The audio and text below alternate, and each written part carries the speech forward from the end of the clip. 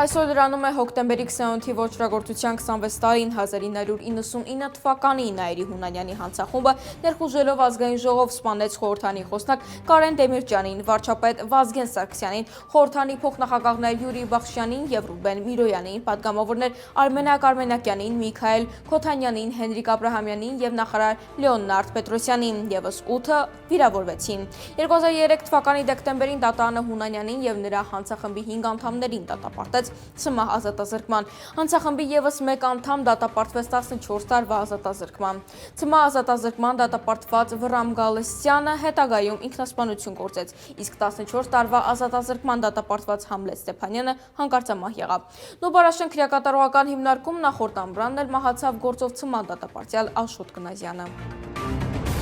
Հանուն իշխանության պահպանման Հայաստանի ղեկավարությունը պատրաստ է անցնել յուրաքանչյուր սրբության վրայով։ Այս մասին գործարար Սամվել Կարապետյանն ասել է, ուղերձում իր, որը հղել է ԱԾՄ մեկուսարանից, կարգալույծ Արված Ստեփան Ասատրյանը, նախկինում Տեր Արամ Քահանան, Հովանավանքում հոկտեմբերի 26-ին պատարագ է մատուցել, որին մասնակցել է իշխանական վերնախավը վարչապետ Նիկոլ Փաշինյանի գլխավորությամբ։ Երեկ և անցած օրերին տեղի ունեցած իրադարձությունները եկան ապացուցելու իմ ամենավատ կանխատեսումները։ Փոքրիկ խմբակը ցույց տվեց, որ հանուն իշխանության պահպանման այդ մարդիկ հայ ժողովրդի ողջ պատմության ընթացքում չտեսնված արար գործեցին, փորձելով թշնամաբար կոտրել հայ առաքելական եկեղեցու կարգը և արատավորել սուրբ պատարագն իրենց միջամտությամբ։ Դրանով ազգային պառակտման ճանապարհին այս իշխանությունները նոր քայլ արեցին, արժանանալով ողջ հայության դատաստանին և զայրույթին։ Կարելի է վստահ լինել, որ այսքանով փոքրիկ խմբակը կանգ չի առնելու, գրել է Կարապետյանը։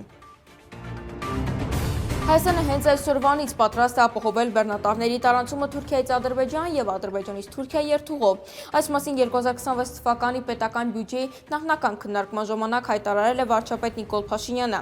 Սա այս պահին միակ տարբերակն է, որը մենք կարող ենք իրականացնել, եթե ենթադրենք, որ Թուրքիայից բեռնատար է մոտենում Մարգարայի անցագրային կետին ուղևորվելու դեպի Ադրբեջան, ապա մենք հենց այսօր կարող ենք ապահովել դա։ Մեր ճանապարհները մինչև Գորիս, Կորնիձոր լավ վիճակում են գտնվում, ասել է Փաշինյանը։ Նրա խոսքով Կորնիձորում էլ որոշակի ենթակառուցվածքներ կան, հետևաբար հնարավոր է նաև Ադրբեջանից Թուրքիա ուղղությամբ բեռնատարների տարանցում իրականացնել։